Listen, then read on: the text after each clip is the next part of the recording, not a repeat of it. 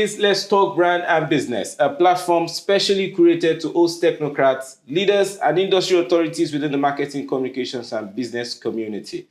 My name is Shina Iteade, your host on this special segment. Today, I have the honor of hosting a true sage in the world of advertising and marketing communications. With over 30 years of transformative experience, he's been at the forefront of marketing innovation and strategic brand management. As the group CEO of one of Africa's emerging multinational marketing communications group, he has spearheaded different revolutions in this space, turning visionary concepts into industry-leading campaigns. Please join me in welcoming the trailblazing force behind Verdant Zeal, Mr. Tunji Olugbodi. You're welcome to the show, sir. Thank you very much. It's my pleasure to be here. Now, let's talk brand and business. With over 3 decades of experience and career in this industry, how have you seen the advertising industry evolve? I mean, you've been here since the days of Akin-Odusi, the likes of Chief Akin-Odusi, Chief Olufalomo. You started when we still have most of them active. What are the most significant changes you've had to adapt to over the years? Well, I think the important thing to note is that advertising, marketing, and communications always mirrors life.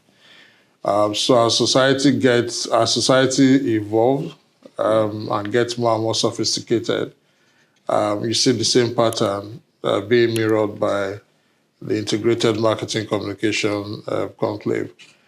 So over the years, I mean, you're right, when we started, in actual, I always joke with people that when we started, I didn't even have a computer on my desk. A lot of the things were done the analog way. And that was also an era that you had most of the first generation practitioners were people who came from broadcasting. So you mentioned Olufalomo, Biodu Shobanjo, Kehinde Adeosun, because I had the privilege of working then in Promosa back in 88, 89. All these were people who came from broadcast. So that in itself had, a coloring of the business. But this is 30, 40 years later, and a lot has changed. What has changed as the demographics, of the society gets more and more sophisticated, we have mirrored that. I mean, our population has grown a lot younger. And so that's also reflected in a lot of the messaging, a lot of the platforms and medium that we've used. What has also changed, I think the most significant thing really is the advent of technology. I was just giving the example of when we started, we didn't have a computer to use. I mean, so one of the things that you had to use over time was not just to learn to use the computer, but also the evolution of different applications, different softwares. And I think most importantly is also that in the last couple of years, the internet explosion has really facilitated a lot of things that technology has brought as benefit and advantage. Bear in mind that internet penetration used to be a lot less than what we have today. And indeed, even the quality of internet access used to be suspect. But now you have all sorts of submarine cables from being one to Glo, Marine to Glo to MTN, all of them different submarine that have made internet bandwidth now something that is common, so it's given access. So technology, for me, has been the most significant development over the last 30 years, apart from the issue of demographics that affect tastes and lifestyle. And what technology has actually resulted into is basically digital marketing, or if you like, digital advertising. I think that's been the most significant change that we've all had to adjust to. But thankfully, what the good thing about marketing, especially if you're on top of the game, is really that you can't do marketing in isolation of what the society itself is all about. So what marketing teaches you to do is to be able to roll up your sleeves and get into the trenches with the ideas that are evolving. I mean, so as things are changing, you are part and parcel of that change. In actual fact, you're also helping to be a compass to navigate that change. So what you then find is that none of this has happened to us as a massive surprise, because you can always tell, because you do some level of forecast. You see those tastes changing as this population was growing younger. You see that the lifestyle itself was a lot more dynamic. The pace is a lot faster than what it used to be. The values that people look forward to, the things that help people make purchase decisions have changed significantly over time. So the point I'm trying to make is that the beauty of marketing is that you don't do anything in isolation. So you're able to also be part of that evolution because you have to mirror what's happening for you to be able to convey your message effectively, for people to understand, to be able to decode that message, for you to be able to inspire and propel people to be able to make a purchase decision, which is the ultimate thing when you talk about advertising. So I'll say technology is the biggest thing that has driven the change that we've seen. But of course, there are other subsumed elements and underlying things that also come with it. Mentioned sales, which is very critical, ROI. How do you view this shift from traditional media to digital platform in terms of effectiveness on return on investment for brands? Well, I'll look at return on investment from that's where we're going to at the end of the day. Yeah, well, I mean, that from a broader perspective, I mean, we did talk about technology. Part of the beauty of technology is also that you're able to evaluate and assess the impact, the reach, the effectiveness, and indeed the results. So when you talk about the benefits, you can actually determine, through data, through patronage, what works and what does not work. What practice has shown us, what data has shown us is that there's been great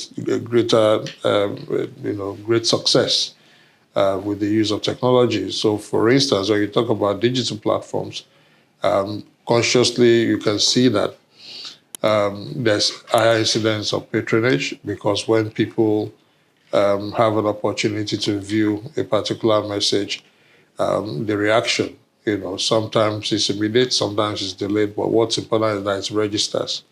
And it's all part of the sum total of the decision-making process. So when you have digital ad displays, for instance, let's give an example that maybe you view something on Facebook. It might not be something that you work on or that you process for need immediately, but it's filed away in the residual knowledge where you know that when you need it, you can always reach out for it. And the beauty of all of this is that it's codified, so as you're making those contacts, as you're making those clicks, as you're making those inquiries, as you're clicking on an access, all those things are being recorded. And so there's a great deal that has come in terms of knowledge gathering to be able to help understand people's lifestyle choices and so on and so forth. So there's a great deal of success that I think has been achieved over the years because of, for instance, the digital approach to things, because they can easily be measured, they can easily be evaluated. I don't have the statistics offhand, but what we've seen is that there's a greater preponderance of people making purchases now online through e-commerce. Why? Because it's convenient. And I think for us, there's also, there was a seismic change post-COVID, because what it did was to force us to look at alternatives, not just in the way we live, but also in the way we access goods, products, and services. So you have a lot more people who now, basically make purchases from the comfort of their homes. You have a whole ecosystem built around that supply chain where, people can buy stuff and they can be, dispatched and delivered to them at home, whether it's food, whether it's clothes and all of that stuff. The beauty is also that, when you market or when you shop digitally, you're able to see a whole range of options. You're able to make a lot of comparisons. You're able to make, inferences that, perhaps appeals to your negotiating instincts because everybody's always looking for a bargain. So there's a great deal of democratization, if you like, of marketing, of advertising, and to that extent, the choices that people have and how they make those decisions. So yes, it's been very, very beneficial. And where you will know is that, number one, there's increase in sales generally, especially for those who have mastered, how these things work. Number two, there's the need for adaptability because, again, what you find is that lifestyle changes very quickly because of the dynamism of the environment in which we live. Exactly. Yeah. And then number three is also that when you look at influences, I mean, there's a great deal of influence now that works across the globe. It used to be said that the world is a village. But I think right now it's even a lot more better than being a village. People can talk to each other from almost any part of the globe. It used to be the case, for instance, when I travel, you need to always get different SIM cards for different countries. Now, all you need is just one good internet access and the WhatsApp, and your number works, and you don't need to be able to get the local number or SIM and all that. So there's a great deal that continues to happen. I think the challenge is really, number one, how quickly these things evolve. Number two, how quickly we come to terms with the benefits and opportunities that come with those transitions. And number three, how we're able to appropriate those opportunities to advantage. I think those are the issues.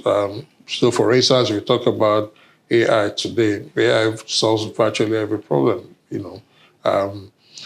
and, these things crept on us almost subliminally, but now it's becoming more and more mainstream. People are understanding it better. Yes. People are appropriating it better to advantage. And so conversely, what is done is also to honestly change the structure, the form, the content of how traditional advertising used to be practiced, either in terms of the kind of talent that is needed or the kind of structure and staffing that is needed, and in fact, in terms of system that you build to be able to appeal and address this marketing needs. All those things have changed significantly. So it's no longer about the head count, it's now about your innovation, it's about the ideas, and it's about how you're able to reach people in an effortless way, and you're able to make quick conversion of whatever it is that you're trying to sell or propagate, and how you can hold on to them for longer. So you're talking about building communities that you need to be able to influence with different kinds of storytelling. And that, for me, is where, that significant shift has also now we found ourselves. So what used to be the classic, copywriter, yeah, to some extent it's still there, but, you have to be a good storyteller today than being a copywriter. So people are not looking for the grammar. It used to be that the case that, as a copywriter, incidentally, I started out as a copywriter after being a journalist. So you look for punctuation marks, you look for structure, you look for sentence, all those things now, because now, if you look at what sells is culture. Culture is tied to lingo, it's tied to street credibility. And other street credibility is not about the good English that they speak. No. Those standards are broken. I just saw an ad by a toothpaste. That's still currently running. And this is a global brand. And I find it quite interesting that, and they are using children to be able to propagate the benefits of that toothpaste. But they are speaking street English and they're speaking pidgin, like shine your teeth or shine your eyes. Or, I mean, in the days of yore, that would never have been allowed, but it's mainstream today, So these are things that have changed. And so that's when I said that this mirrors, advertising mirrors life, marketing mirrors life. That's what I meant by that. So really, I mean, the things evolve at a very, very fast pace because, again, today, we've gone really global. I mean, you have people living in almost every part of the world, and your indigenous culture, the one you're born with, the one you're familiar with by way of heritage, becomes something that you also use to influence other cultures. But what we find also by studies that people retain their original culture, either by way of the food, the way of the dressing, the way of the music, the way of the language. So a lot of these influences have started affecting the way we are either perceived or the way we also position ourselves around the globe. I'm talking now from a responsive point of view as a Nigerian. So it's a dynamism that you need to come to terms with. And the fact that no matter what the influences are around the globe, no matter where you live, no matter what your exposure is, there's something innate and original from what you can call your foundation that continues to affect and impact, the way you take decisions, especially when it comes to things around marketing and advertising and communication. All right, sir. To some industry issues, there's been a shift towards brand handling advertising in-house. What's your take on the future of traditional agencies in this changing landscape? Do you think agencies in Nigeria are not meeting up with client demands in terms of ideation and innovation? I don't think so. Again, I mean, I think we start. They go as far as poaching, some Sure. of these people and bring them in. Absolutely. So we started from a place where, okay, we said to ourselves, this is not happening. And then you found that over a period of time, the corporates started, basically, quote and unquote, taking away our best hands. And I think so much so it got to a point where you could very well say there was a crisis as far as talents are concerned within the marketing communication industry. But I think the story has flipped. I mean, first is to ask ourselves, why did the clients do this? I don't think they did it because they found that the agencies were deficient. I think they found it that they did it more on the basis of expediency and on the basis of relevance. And what do I mean by this? Number one, I think in their own conception, decision making and the results of whatever briefs they have should be quicker if it's controlled in-house. And then number two, in terms of relevance or resonance, is that when these things are done, they think, you look at it from within the technical capability. Say, if you look at, say, banking, for instance, that, okay, there are some technical things that needs to be exposed in a particular way.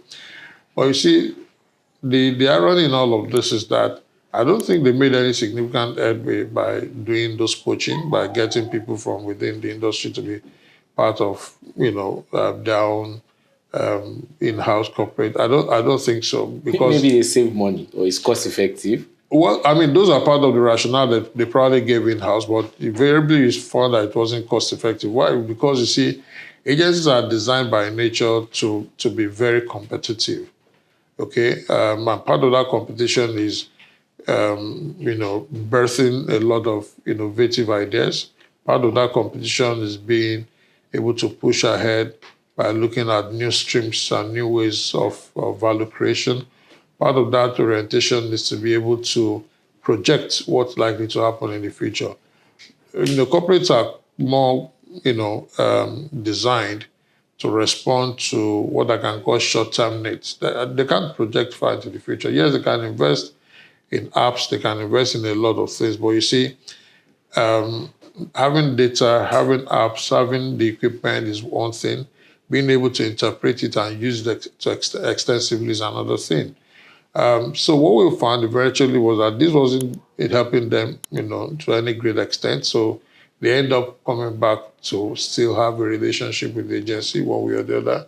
Number two, I think it's safe to say that in many of the situations it was also a deliberate capital flight, because, again, you find situations where they were willing to pay, some foreign collaborators in FX, including production houses. But when it comes to the local agencies, you look down on them, you undermine them when it comes to the payment terms and so on and so forth. So what you then need to understand is that as a society that is dynamic, as a society that is forward-looking, there's no way one part can grow in leaps and bounds and where you leave the other behind. As much as possible, the agencies are an integral part of our economic landscape, and so you cannot leave them behind by thinking that when we have our own in-house operations, then we'll be better. They found that they're not significantly better, and that's why go and check them out. Virtually all of them still work with agencies in one way, in one category or the other. And that's even with the fact that you now have a lot of people who have worked on the agency side now working on the client side. So my own personal position is that it's not a bad thing. I think it's good for cross-fertilization of ideas. But you see, there's a reason why you're a specialist in what you do. There's a reason why they call people subject matter experts. If you're in banking, there's no way you can then become a better communication person. But unfortunately, when it comes to marketing and communication, because it's so democratized, everybody feels that they have an opinion. And because, again, if you're the one paying the piper, you always want to dictate the tune. So it's very easy, and because of the low barrier to entry, it's easy for everybody to ventilate something and make it look like it's what it is. I think what should be is a call for responsible marketing, and the growth of marketing and advertising and communication across board. Because if you do not work in a collaborative manner, what you will find is that there will be things there will be shortfalls, no matter what it is that you do. And that is why you find that in some of the situations, if you look at the regulatory environment and the people that have had infractions more, there are people who ostensibly have had what you can call in-house agencies. Why? Because the level of circumspection that is required, the level of thought and critique that should go into particular things are not there, because just think it's something that you can just do at their whims and caprice, and they fall into bad times with the authorities. So these are just examples. The other thing is also that even when they are failing, because their money that they are spending and they are the ones doing their tracking, they are not honestly responsible, so to say, to other people, to anybody, because if they fail, they fail. But if you are holding an agency accountable, you know that the agency must have a sense of responsibility and accountability to say, well, we need to be able to, give reports and results for the trust you have in us by signing us on. Sure. So those are the things that should be in consideration. So, yeah, I mean, in-house agencies, I think it has come to stay. But you also find that globally, I mean, look at global brands. The bulk of them, as 80% of them still have agencies that they entrust their brand assets to. And there's a reason why they do that. And they see them as partners. They offer equal seats at the table, and they're always much more better for it. Why? Because they face what they are supposed to face, which will be the organic growth and development of whatever brand or service that they are focused on. But when you spread yourself thin by trying to do what others do, and you are the one who wants to write the copy, you are the one who wants to focus on which targets, which segmentation, and so on and so forth, you find that it's all an ego trip, and it doesn't pay off for them at the end of the day. But again, because they are the ones who own the money, spend the money, and all that, sometimes it really doesn't work out or matter. So, what are the most common misconceptions clients have about advertising process, and how do you manage those? I think number one is that they think anybody can do it.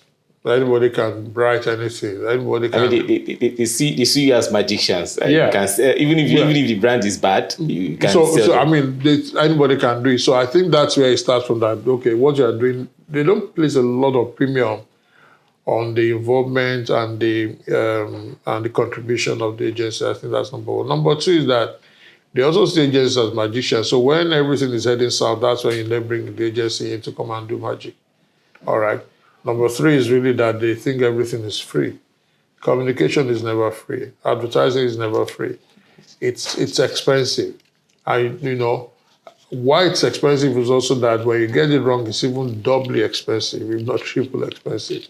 So that's why we always encourage people that, consistency is important, continuity is important. When you are consistent, you're able to manage things over a broad spectrum, and over a long period of time in such a way that those targets, those communities, those stakeholders that you're trying to cultivate, you can build a relationship with them over time that is not transactional, that is based on mutual trust and dependability. And when that is there, because they trust you, there's a sense of loyalty. So it's a lot easier for you to hold on to them than when you just want to deal with them tactically, only when you have something to say or do or push, and then you go back and withdraw again. I mean, they basically stay out of your consciousness. So, those conceptions about the agency, they are not right. And I think, these days there are a lot of conversations now around the need for, like I said, collaborative growth, across industry, across sectoral groups, so that people can see things from other people's perspectives, and they can understand that no man is an island. Are there any evolving trends or technologies that you believe can offer significant value to clients looking to optimize their reduced hard budgets in this volatile economy? And is this part of your service offering here at Verdant? Well, I think the most significant thing today is, like I said, technology, and especially the advent of AI, artificial intelligence, to be able to help to do most things. I mean, Well, so, are they cheaper than traditional advertising? Is that what you're well, saying? put it this way, it's a lot more convenient. It helps in the aggregation. It helps in the ease of reaching different stakeholders and targets. It helps in the area of being able to gather data. That's also very important. It helps in the area of being able to identify different market segments and play significantly better role because you have a deeper understanding of the target audience and so on and so forth. So yes, you can say to a large extent that I'll use the word cost beneficial rather than say it's cheaper. The cost benefit is a lot more appealing than where we're coming from. So the thing again today is that a lot of people are now turning to artificial intelligence for different aspects of marketing and communication. I think that's quite significant. Again, if you look at it from across different markets, whether in the Western market, African market, Asian market, what people are doing now is to customize it for greater use in a much more organic way that fits the storyline of each nation, if I can put it that way. That's going to be with us for a significant period of time because we are now seeing different aspects of it. But that said, we also know that technology changes ever so quickly. In fact, what we always say is that the next best technology is ready in about 6 months. So we might look at AI as a big umbrella, in terms of the broad approach, or subsume under it now are different elements and different aspects that helps to be able to address different areas of marketing communication. And I think we'll see that improving over time. But even at that, we'll always see those changes come ever so quickly. I did talk about the issue of lifestyle and taste initially. What we find is that, again, if you map, the traditional lifestyle of an individual in a 24-hour period, there's a way you can then understand how the lifestyle options and choices, or the lifestyle helps the kind of options and choices that they make. And that's what we're getting better at. So again, you get a lot of unsolicited prompts that wants to push your attention to something in particular that you might be interested in. So that's why when you buy one thing, they say you might also be interested in this, or because you watch this, you might also be wanting to watch this. So it's just a matter of, optimizing. I was going to say exploitation, but let me say exploration of the opportunity that they've had to make contact with you. So the technology will continue to be something of significant interest, prepared by AI. But I think, again, these things cannot replace original ideas, and that's very important. And that's where the issue of innovation comes in. For the last 14 years or so, we have 14, 15 years, we have devoted substantial amounts of energy to developing what we call the innovation concept. And we started originally by looking at policies and principles that give birth to some of the initiatives that result in the marketing and communication options. And these some of the social issues that we see in Nigeria and across Africa. But in the last couple of years, specifically in the last 3 years or so, we've come to understand that, if we have a narrow gauge approach that focuses on the use of technology, because it cuts across everything, then we are really rolling home. So the point I'm trying to make is that technology will play a key role, but you still need to look at ideas that are original. You need to look at ideas that are organic. You look at, because culture is dynamic. Culture comes from within the contextual framework of what people experience and what their history and heritage is. So that cannot go away. So if for instance, you are trying to sell a food condiment, it might be the same food condiment that they use in Europe, but the way you appropriate it, the way you use it, the way you apply it, and the food range in which you use it might be totally different. And that's where the issue of cultural context comes in. So it has to be tied to an idea that helps to sell whatever technology or AI is helping you to enable, but still has to tied around a particular idea that appeals to you at the end of the day. I'm not just depending on the software or AI. No. You can't depend on the software. Just like, I mean, there used to be the argument that, oh, AI will take your job and all of that job. I mean, pardon me, I don't know if this is appropriate, but Yorubas have a saying that okay, it's somebody, is a human being that has designed the software, so the software cannot, reinvent itself. So is that a threat to talent? No, it's not. In actual fact, what talent should do is learn to use it to their own best advantage. That's the way it has to be. It can't take over talent. It's not like robots. Yes, so human beings design robots. Still, they will do a lot more than the average human being can do. But don't forget that because human beings were the ones that were given the original talent of being able to create a robot, they can create even other robots, even much more sophisticated. So the thing will be, how do you have that cross-fertilization and shake of hands where the human will continue to play the role that they play? Because you cannot supplement the intellect, the talent, the endowment that God has given the human form, and by replacing it with the machine, it's not going to happen. That's why God is God, and human is human, the machine will always be a machine, no matter what.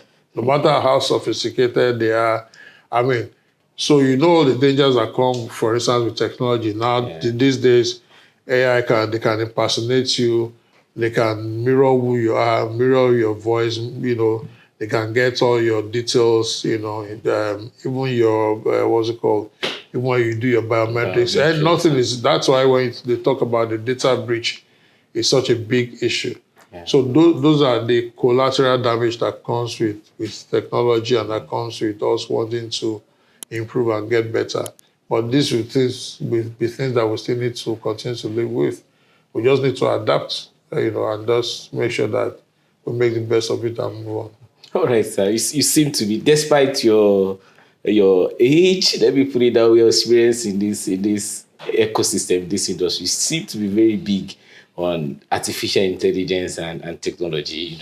You've really adapted. What do you believe will be the next big trend or technology in advertising over the next 10 years? What are you excited about? To be honest with you, it will be difficult to say. It will be very difficult to say because by nature of technology itself, it changes every so often. But this is what I can wager on. I mean, I can wager that artificial intelligence will grow even much bigger. I mean, so when you talk about all the elements of machine learning, Internet of Things, and so on and so forth, it will go a lot bigger.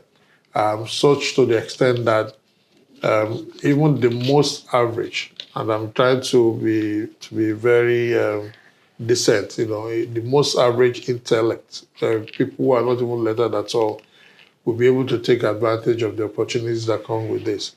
I don't know in specific terms what that will be, but I think that will remain a big game changer.